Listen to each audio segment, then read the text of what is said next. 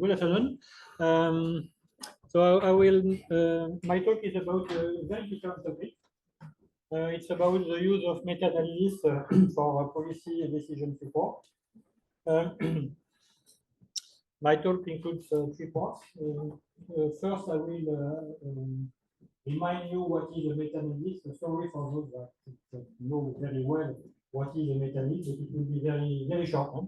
Don't worry. And then the main part of the talk is about how the European Commission use meta-analysis to support some of its decisions. And then I will show some perspectives. Yeah, so what is a meta-analysis? So in fact, meta-analysis was developed historically as a decision support tool. So why? Because scientists conduct experiments to answer questions of societal interest. So you have a question, you do an experiment, and then based on the result, you try to answer the question. So for example, one question that was addressed like this is the impact of neonicotinoids on bee mortality.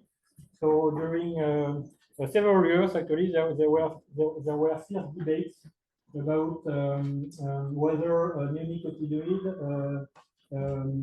was responsible for decrease of the number of bees and of their productivity. And in order to address this question, the scientists started to make experiments. So they compare the survival rate of bees exposed to neonicotinoids and bees non-exposed. They measure the survival rates and they computed an effect size. Another example is the effect of nucleate. So nucleate is a system that was proposed in the mid of the 20th century. And again, it was relatively hot topic because some people were saying that nucleate is bad for yields, and others were saying no, thanks to nucleate, we will increase yield. And so a lot of people in the world they did experiments to compare productivity with and without tillage. Other example, more recent, the effect of agroforestry on soil carbon sequestration. So here again, if you look at the literature, you will find thousands of experiments comparing field with tree and field without tree.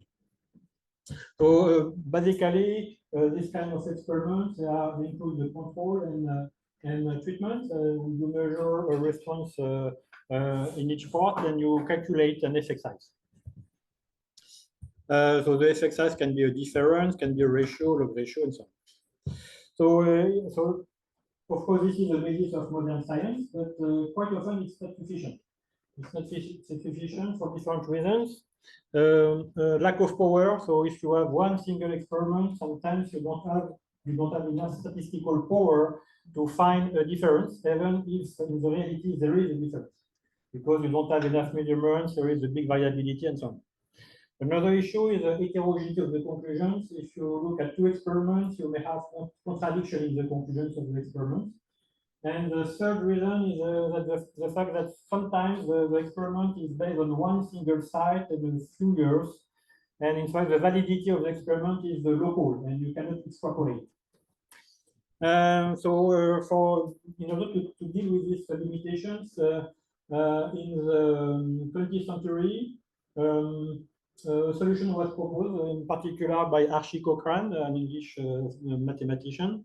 He said, well, let's combine all trials dealing with the same question. And it was very successful. The idea is to do a systematic review of the literature in order to retrieve all existing studies dealing with one given topic. Then you do a study selection using explicit criteria. You extract the data, you put all the data in one file, you do a statistical analysis, and you answer the question. It was very popular, and in the 1990s, a very famous scientific organization named the Cochrane Organization was created. And the job of this organization is to promote systematic review and meta-analysis in medical science. And now, if you look at what happens in medical science, quite often the recommendation of treatments are based on meta-analysis. And for one recent example is hydroxychloroquine for COVID-19. the meta-analysis was performed, it was shown that there was no significant difference based on this meta-analysis. So the hydroxychloroquine was not recommended officially as a treatment. Yes. So basically, a meta-analysis is a systematic review plus a statistical analysis. You extract the data, you make a fancy average of all the data, you compute a confidence interval, and you take a decision. Yes, okay. So you use scientific databases to find the studies, you extract the data, you do a statistical analysis, and you conclude. Okay, I skip this. So basically, meta-analysis is like this. So the black points are the individual studies. So you see the confidence interval in black. The red points is the mean, the weighted average of the data, and the red confidence interval is the uncertainty about the weighted average. So if you are like this, the conclusion is evidence of positive effect because the red confidence interval does not include 0 and the lower bound is positive. If you are like this, you conclude evidence of negative effect. So this is an example of evidence of negative effect. This is for neonicotinoid. This is partly on this meta-analysis that neonicotinoid was banned from in Europe especially. Because here it's a summary of several hundreds of experiments. So the black points correspond to the weighted average of the number of studies between brackets. And you see here, when the bees are exposed to neonicotinoid, you have a decrease of abundance, reproductive success, survival, and so on. So also the individual experiments were not very powerful statistically and were not able to find a significant effect. By combining all the studies, the scientists were able to show that there is a significant effect. This is another example for no tillage. So here you see the locations of all the experiments comparing no tillage and tillage in the world. So a group of people in California extracted all the data, they analyzed the data, and you have the mean effect size on the right, and you can see that no tillage significantly reduced crop yield by about 5%. When you are like this, you have no significant effect. Because the confidence interval includes 0. But of course, you have to be careful because no significant effect does not mean no effect. It means that no evidence of effect. And when you have a large confidence interval like this, in fact, you are not sure at all that there is no effect. In fact, you don't know. So the conclusion is that you don't know. So, okay, so this is what my introduction to meta-analysis. Now I will explain how it is currently used by the EU Commission, in particular by DG Agri, to identify the farming practices that deserve subsidies in order to protect the environment. First, an important point is that meta-analysis, as I said, was very successful. And here you see the number of meta-analyses produced since the 20th century. So you see that starting in the mid-19th, the number started to increase exponentially. It's related to the creation of the Cochrane organization in 1993. And this is a number of meta-analyses on leguminous crops every year. So even for one specific topic, sometimes a bit boring like leguminous crops, you can find a lot of meta-analysis. So if you look at the number published in 2020, you have more than 100. Okay? So the consequence is that several meta-analyses are often available for one specific topic. It can be a good news, but actually, in terms of, on a practical point of view, it makes the story more complicated. Why? Because if you look at the different meta-analyses dealing with one specific topic, sometimes they disagree. One say positive, the other negative, the other no effect. And sometimes they are very bad in terms of quality. So it means that you have to look at the different meta-analyses to try to see whether some of them are good quality or not, and you have to deal with a conflicting result. So since 2021, so in 2021, DG Agri discovered the world of meta-analysis. They say this is very good. we take one number, one confidence interval, and we take a decision. Very easy. Positive, negative, no effect. They were very, very happy. And then they asked the Joint Research Center to analyze all the meta-analyses published on farming practices. And they say in 2 weeks, send us all the conclusion, positive, negative, no effect. So DGAGRI started to do the work. Of course, they needed some support, and so they asked me to support them in some way. And quickly we discover that in fact, even for some very specific farming practices, you can have a lot of meta-analysis because the scientists are very productive, they like publishing papers and so on. So what we did is this, we defined a 4-step procedure. Step 1, we review the meta-analysis. So we don't review the individual papers, we review the meta-analysis. Then we screen the meta-analysis, then we extract the data, we put the data in a spreadsheet, and we make report. And in terms of report, the current approach is to count the number of meta-analyses showing significant positive effect, showing significant negative effect, showing non-significant effect, and the review not reporting any statistical analysis. So at the beginning, we are very optimistic. We say, okay, for example, organic farming, we will look at the meta-analysis of organic farming, maybe we'll find 4. So we will have just to report 4 numbers to the commission. It will be done in 2 hours. And in fact, it appears that it was much more complicated than this. So this is how the results are presented to the EU Commission. So this is a very simple table. These guys, they need simple information. They don't like a complicated story. And so you have 4 cells, and you put the number of positive, negative, no effect, and something. And let's take an example. So we compare no tillage and reduced tillage versus tillage. And we want to know what is the effect of on-crop yield, soil carbon sequestration, soil erosion, greenhouse gas emission. Okay. What we found is actually a lot of meta-analysis on this topic. 325 initially, and then after screening, 51.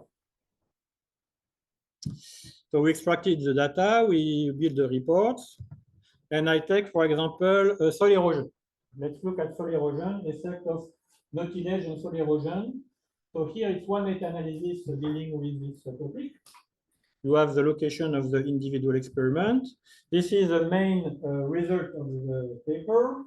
So you see no tillage, reduced tillage. You have 2 mean effect size, 2 confidence intervals. And the first one shows a significant reduction of soil erosion with no tillage. The second one shows no significant effect. So in this case, we have this kind of very simple table. You have, in fact, we found another paper like this. So this is why you have 2 positive and 1 no effect. Okay? And here the result is relatively clear. Okay?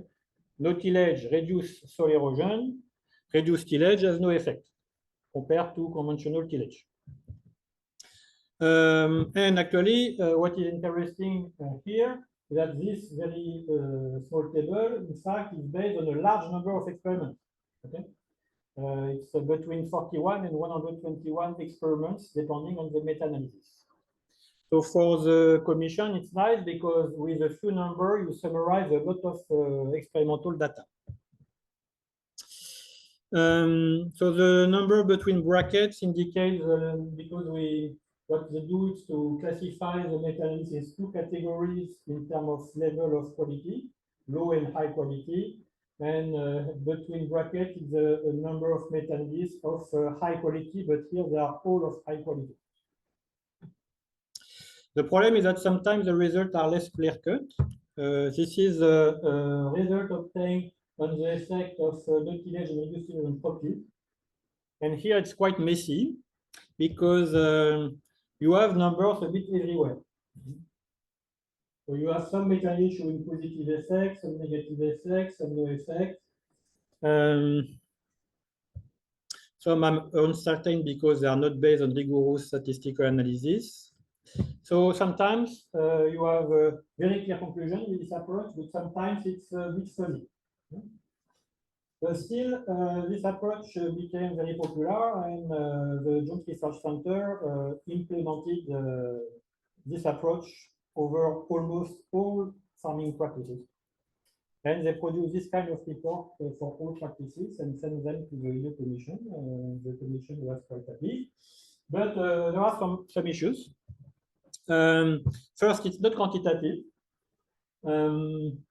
Second, all meta-analyses give the same weight, even if some are more accurate than others. And sometimes the results are unclear. So now the Joint Research Center tried to see alternative methods to synthesize all these meta-analyses, especially in order to be more quantitative, because now DG Agri, they like this scoring system, positive, negative, no effect, but they would prefer actually for some questions, to deal with some questions, quantitative results. So there are several methods to do that. The first approach is to extract the individual studies from all meta-analyses, to put them all in one single file, and to do a new global meta-analysis. This is probably what we should do, but the problem is that you have to go back to the original data, and this is often difficult and very time-consuming. And in fact, the Commission, they asked a question for one day, and they need the answer a couple of weeks later. At best. Another option is to do what is called now a second-order meta-analysis. So you don't go back to the original data, you extract the mean effect size of the points, their confidence interval, and you do a meta-analysis of the mean effect size in order to calculate a global mean effect size. This is much faster because you don't have to go back to the original data, you just have to retrieve the mean effect size. But there are problems with the redundancies between the meta-analyses, because quite often, when you have several meta-analyses with the same topic, they are based partly on the same experiments. And if you do that, you don't, you sometimes use several times the same data without knowing that. And it has some practical consequences. This is an example of second-order meta-analysis. So here I have 6 meta-analyses showing the effect of agroforestry on crop yield compared to conventional farming. You have the 6 corresponding mean effect size and the confidence interval on the right, and the black point at the bottom is the global second-order mean effect size with the confidence interval here. So you can have the same for organic systems and so on. A third approach is to select one single meta-analysis among all the meta-analyses. So you can, for example, select the most accurate. But the problem is that it can lead to 2 extreme conclusions, because the most accurate, for example, if you use the coefficient of variation, because the variation is the standard error divided by the mean. So if you take the most accurate, quite often is the one with the biggest mean value. And so you tend to overestimate. So for example, here, this is the example on agroforestry. The most accurate is meta-analysis number 3. Okay? So if you base your conclusion on meta-analysis number 3, you estimate a yield gain of 154%, while the global mean is 54%. So it's a huge difference. So imagine you communicate this number to the DG Agri instead of 54%. That huge consequences. So it's not a good idea. Another problem with this approach is the publication bias. Publication bias is when you take one meta-analysis based on several individual studies. If everything was published, it's fine. But now imagine that only the significant studies were published. In this case, these studies here, they are not available because they were not published. So in fact, in this case, we do a meta-analysis only on the 3 remaining significant studies. And if you do that, the mean effect size is overestimated. Okay? And this is also a problem. So it means that you have to select meta-analysis if you want to combine them. You have to select meta-analysis where there is no evidence of publication bias. There are techniques to detect publication bias. So you have to check first that the meta-analyses that you will combine have no publication bias. And the last approach is to make a majority vote. So instead of combining the mean effect size, you just count the number of positive, negative, and you calculate the proportion. And you say, well, the majority is positive or the majority is negative. For example, here you will conclude positive because the majority of the meta-analysis is positive. Here you will conclude negative for organic system on crop yield. It's fast and easy, but again, it does not take into account the relative accuracy of the meta-analysis. There is no quantification, and you can have a lack of statistical power. So we compare all these techniques in big simulation studies with several colleagues, including Mathilde Chen here.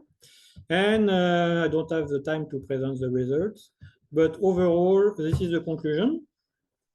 So if you have low time constraints, the reference meta-analysis, that is the global meta-analysis based on the individual study, is the best approach because you remove all the redundancies and you are not too optimistic.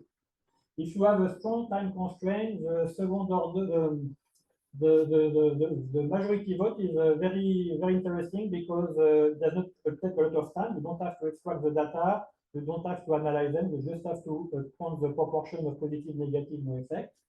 But there is no quantification, and you may have a lack of statistical power in some cases.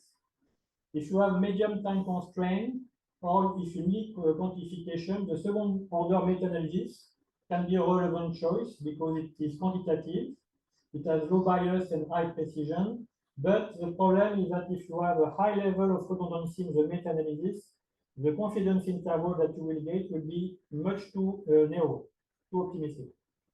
And finally, it's not a good idea to use the most accurate one because it takes time and it's biased. So this is another way to present the conclusion. And actually, currently, DJID use either directly the result of this approach, or what they do, it's infographic that they communicate to a large range of stakeholders. So this is some examples of infographics produced by the Commission based on meta-analysis. This is for agroforestry, so you have fancy figures. But what's interesting is on the right, you see they say based on meta-analysis, there is an average of 12% of increase of soil water retention in agroforestry compared to monocropping. And if you look carefully, you will even see the confidence interval. But you have to look carefully. When the results are too different across meta-analysis, they don't provide numbers, they just show the qualitative results corresponding to the majority vote. Okay? So for example, here, most of the meta-analysis show a positive effect of agroforestry on carbon sequestration. And this is what is written here. Okay? And to conclude, I don't know if we should do it or not, but we could imagine adopting the same kind of approach in Finland to conclude on the impact of climate change on agriculture and forest based on meta-analysis, because there are plenty of meta-analysis on this aspect as well. So we could, for example, communicate based on meta-analysis on the impact of reforestation on carbon stock. We could communicate on the impact of an increase of 1 degree Celsius on crop yield. We can communicate on the impact of CO2 increase on crop yield because there are plenty of meta-analysis on that, and so on. And that's it. Thank you.